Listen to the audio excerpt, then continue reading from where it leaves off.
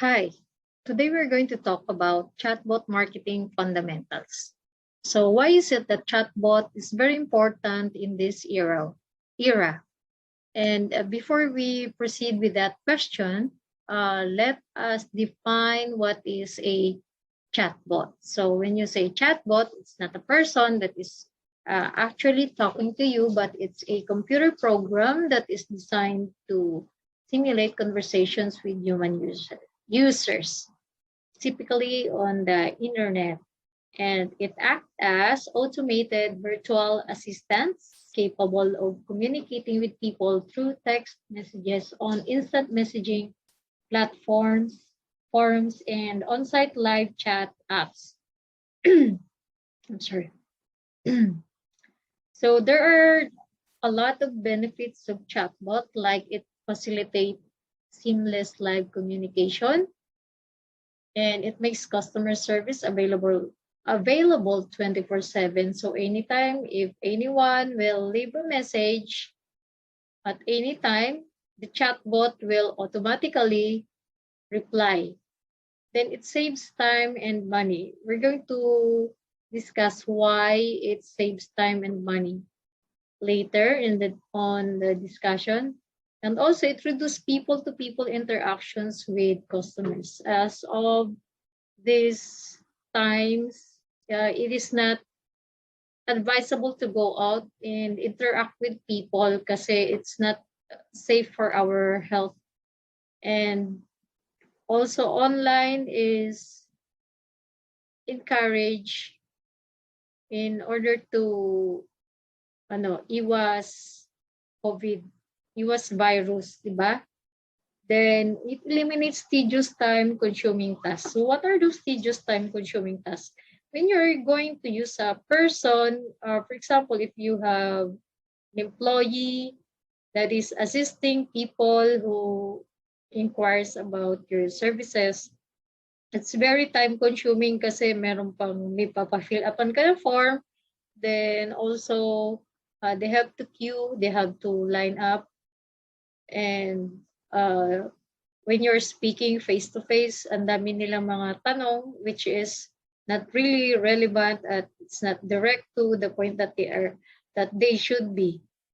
Then also, the benefits of chatbot is offer a smoother customer journey. So it also lessens and eliminates unnecessary topics or discussions.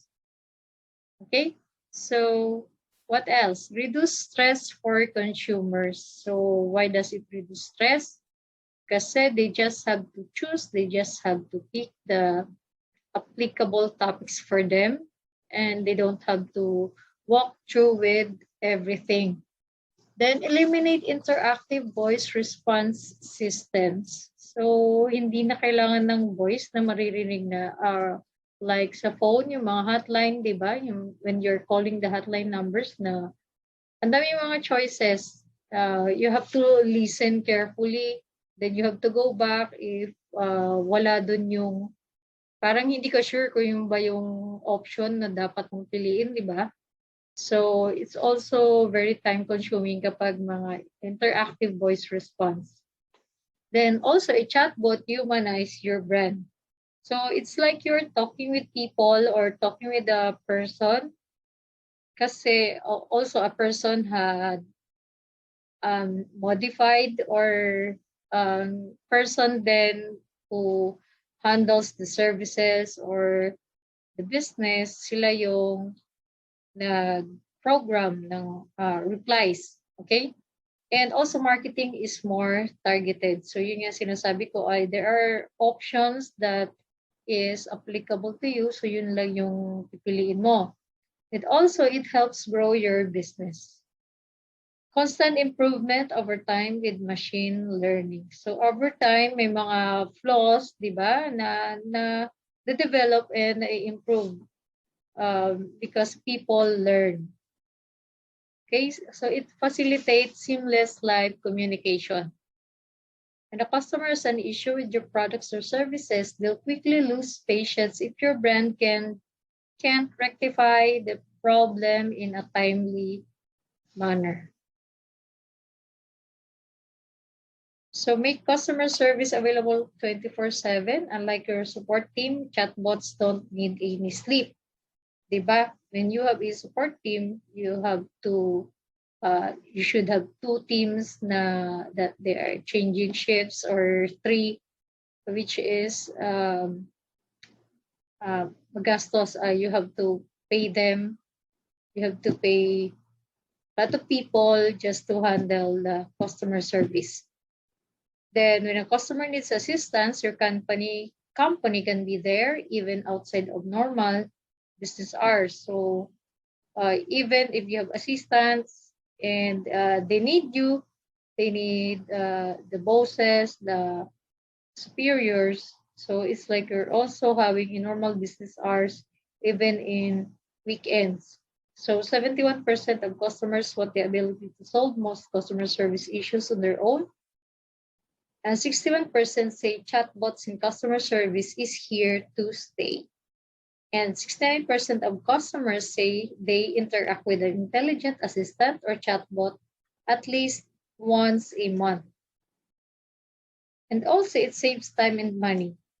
Chatbots will save a combined total of $11 million for banking, retail, and healthcare business sectors by 2023. So why does it save? Diba, by 2023, the companies and consumers in these three industries will save a combined total of over 2.5 billion hours. In the same time, e-commerce is expected to grow to more than 112 billion dollars because of chatbots. Okay, so for example, when we are banking, di ba, kapag pumunta tayo sa bank, we have to queue, you have to get the number, and let's say if there's only one assistant, so for one assistant, there will be 20 to 50 people. It is very time consuming, and sometimes you don't want to finish, or you don't want to stay in the bank anymore, especially when you have work or you have an important things to go to and to go through. Diba? So it's very time consuming, and also for the banks, they have to pay for people who will assist the customers, diba, for the customer service. Unlike if they are going to use chatbots, it works 24/7, and there are a lot of people that will be attended for their inquiries and for their needs. Unlike kung a person and the bank is only open from 9 a.m. to 3 p.m.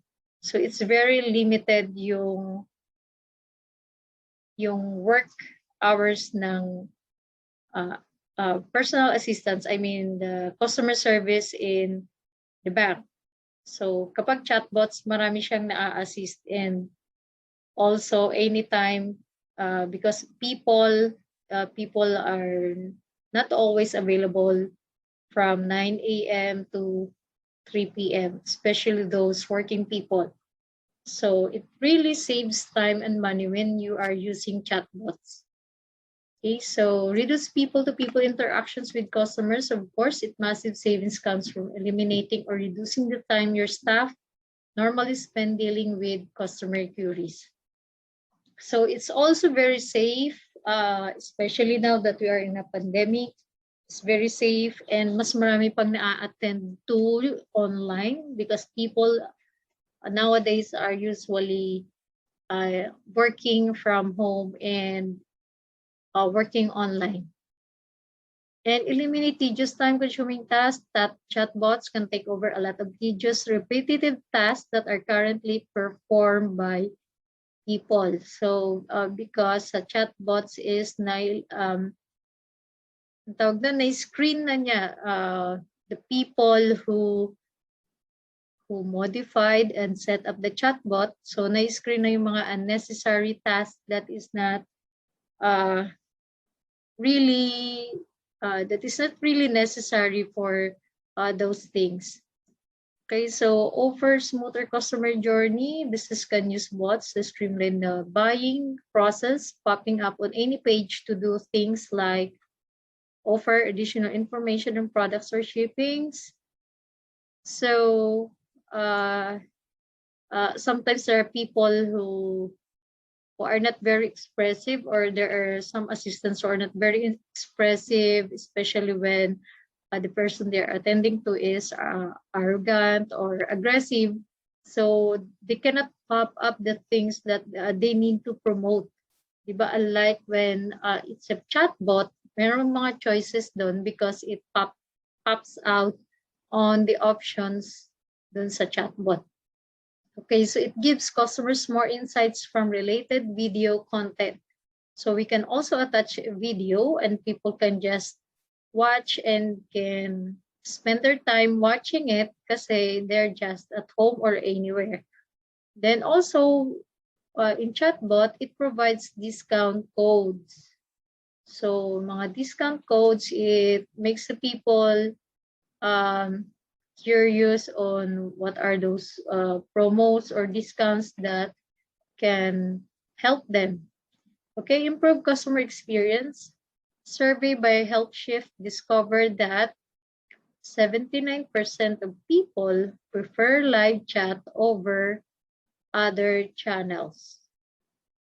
Okay, and 55% would choose to use chatbots if it was available. So, of course, people wanted to chat in live, or like yung meron sila mismong naka-chat na yung wala nang pagpipilian dun sa chatbot, but directly chatting with the person who is handling the messaging system or the messenger. So, but also there are around 55% people who wanted to use chatbots if it was available, because not all people are very sociable. So those people in those 55%, ayaw nila ng, it's like meron nagdi-dictate sa kanila, and there are some assistants that are aggressive or not really pleasing or fascinating. So this is widely considered to be a quicker, more efficient, tailored road to resolution. So 55% is not bad. It's good. Ibig sabihin, mas marami ng taong they prefer to use chatbots.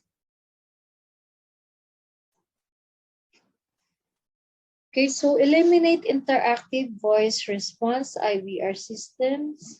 Chatbots have much greater flexibility and capability, allowing customers to feel their voice is actually being understood. So this makes effective problem solving one of the greatest benefits of chatbots. So when you're listening to an IVR or an interactive voice response, especially when you are calling a hotline number, di ba? For example, you are calling a certain internet service provider. Tapos, ang dami-daming option. The voice response will say, press 1 for technical, press 2 for ano. So, some of those options that we cannot really understand, and sometimes we cannot we're not really sure, so we have to go back. So, tapos na-disconnect ka na naman, di ba? And sometimes when you are already there, nandun ka na sa option na kailangan mo, ang tagal sumagot or wala talagang sumasagot. So, it's not very fascinating.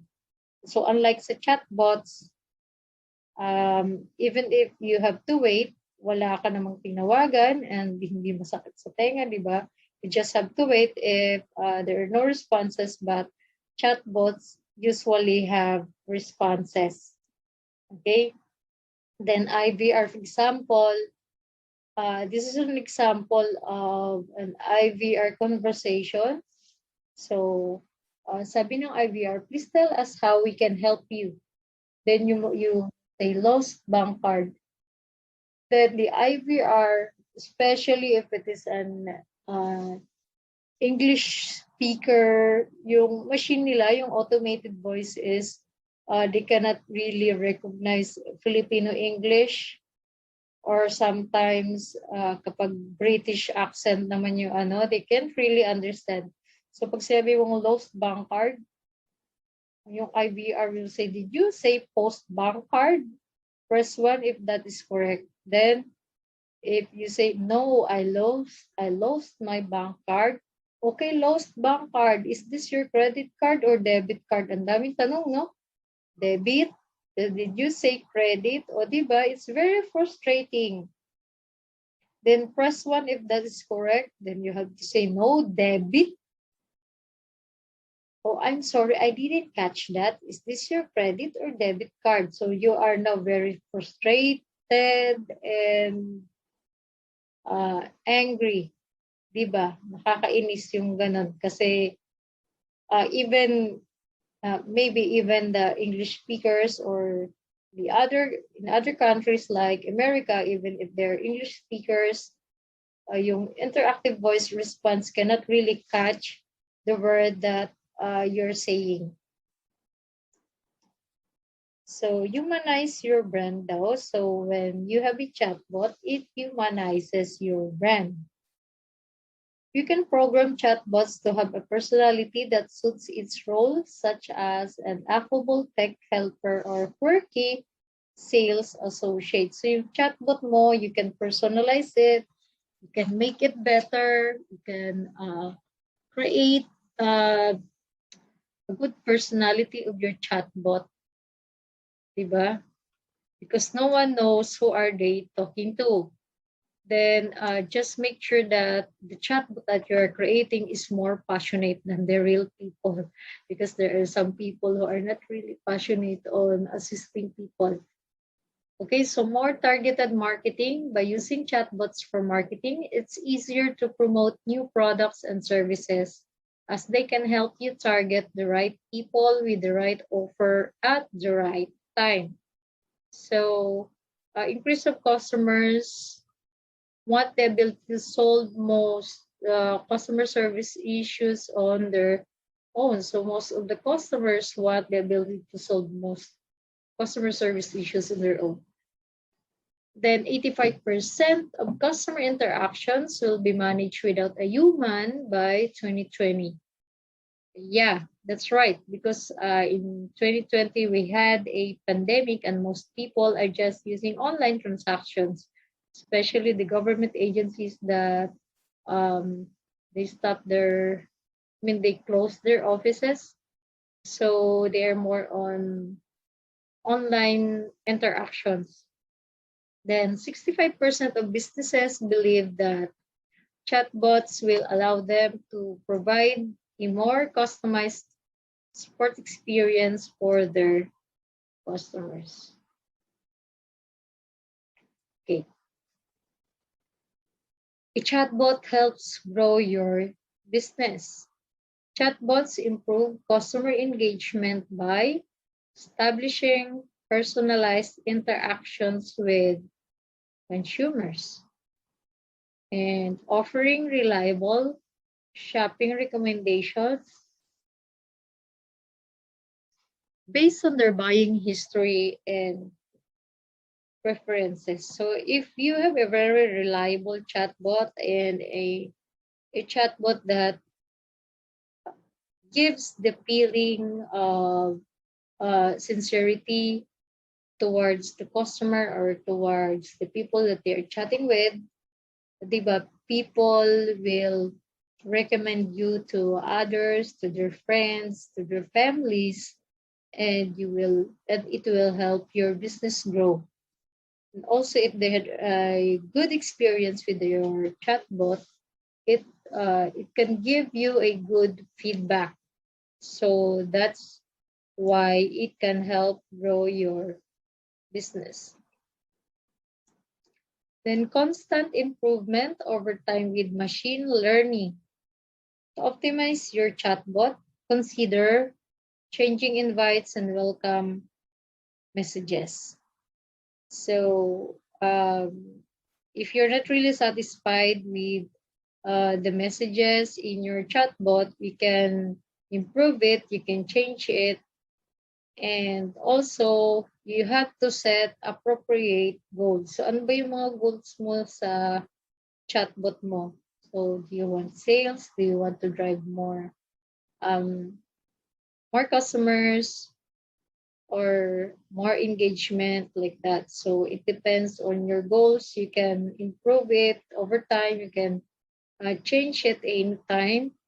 And it also includes extra information about your business. So through chatbot, you can promote the website of your business, or if you have an e-commerce, because unlike if it's not a chatbot and you have an office and there's an assistant, so what will you do? Hindi mo naman masabi na, please visit my website at www.com, di ba?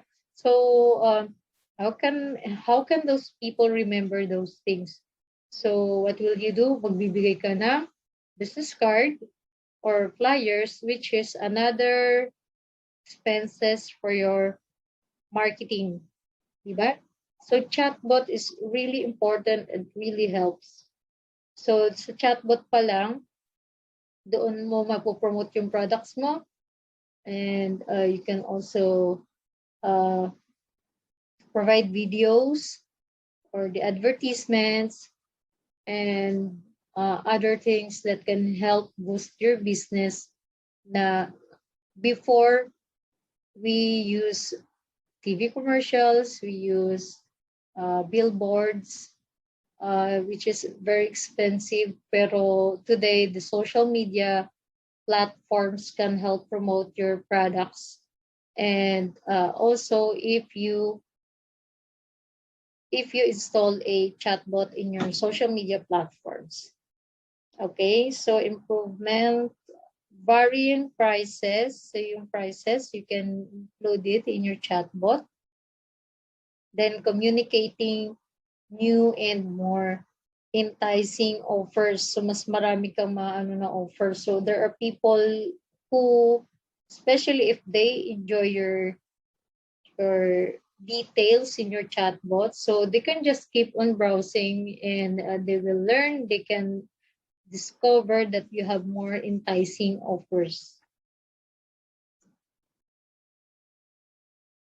Okay, so there are different types of chatbots. Yung sinasabing the first type is the scripted or quick reply bots. So for example, ito, hey there, hey there, I'm the Denver Broncos bot, and you look like someone who would appreciate a daily digest of Denver Broncos news. So there are 3 buttons that was created in a chatbot. So meron siyang, yep, that's true. Merong no thanks, and what is happening, because for those people who are not aware about it, or bigla na lang silang nagulat, why do they have that message? So you can have option na what is happening. Okay?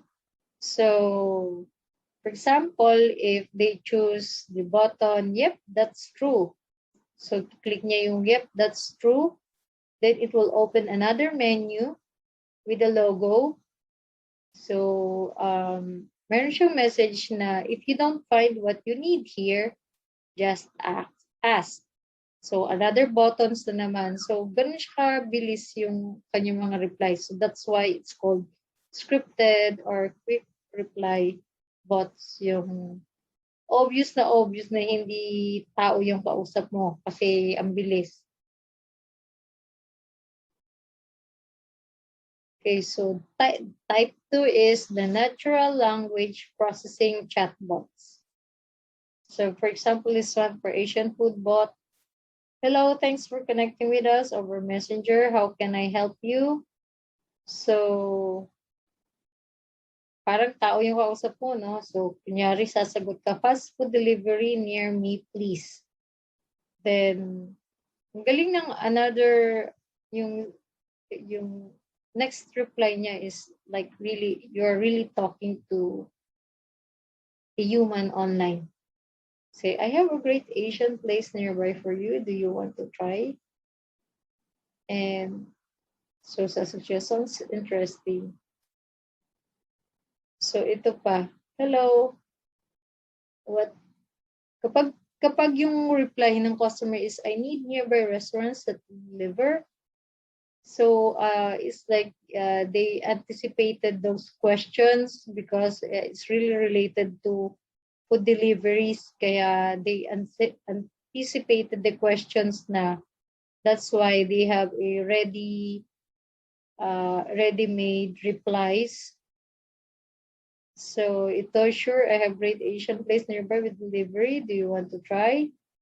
So parang ano, no, parang sabagay, the same lang din. So pinag-iba lang ng konti. The other question, yung reply is, I have a couple of Asian places on the record. Will it work? Okay, so the third type is the service action chatbots. Okay, so for type 3 service action chatbots, so it's for travel agency. Yeah, kasi it's booking online for a flight. So ito siyang chatbot. Okay, I'm gonna pay $600 of it. So ito, your booking is confirmed and the ticket has been attached. So this is an automatic machine with yung payment. Once the payment is made, it's automatically, like, instead na printed yung receipt or the booking confirmation, it goes directly to the chatbot. So it was really another level of modifying a chatbot, kasi this one is for travel tour, or yeah, it's the same for flight booking. Then so this is an example. So you can create something like this. So if someone types or choose the word start, so lalabas yung chatbot image and a welcome message. Like, hello Maria, my name is Alfred, your virtual waiter. Okay, so next is meron siyang buttons for choices mo if you wanted to order food, and if you already had orders, then reservation booking. So if you click one, so lalabas na naman yung another reply. So what is the event or occasion? If somebody types birthday, the chatbot also have a ready answer for that. So, or another question, follow-up question. So, ito na, what is your reservation date, reservation schedule, select date. So, when you click that, or kung ayaw mo muna i-click, tatanong pa lang. So, for how many persons is your reservations? So, meron siyang mga ano doon, merong category yung ginagawa yung chatbot na to. The number of people, so kung ano yung rate neto, di ba? For example, is 10 to 15, iba yung rate, 16 to 30, ganun. So, meron na siyang next question for that. Then, aside from the number of persons, of course, they have to get the contact number or the FB account. So, like that. Parang may kausap siyang tao. Okay, so context-enabled chatbots.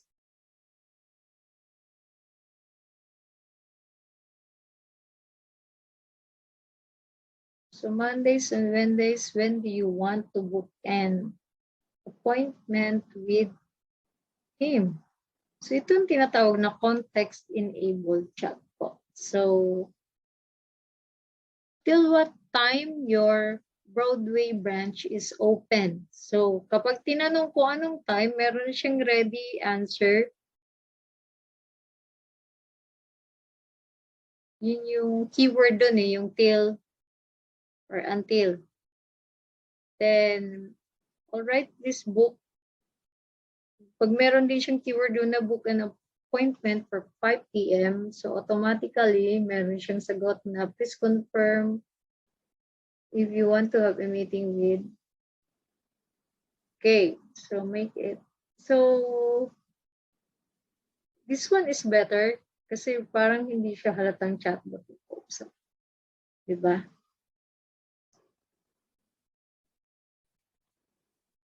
Or it may be somebody have already taken charge of the conversation after the chatbot messages.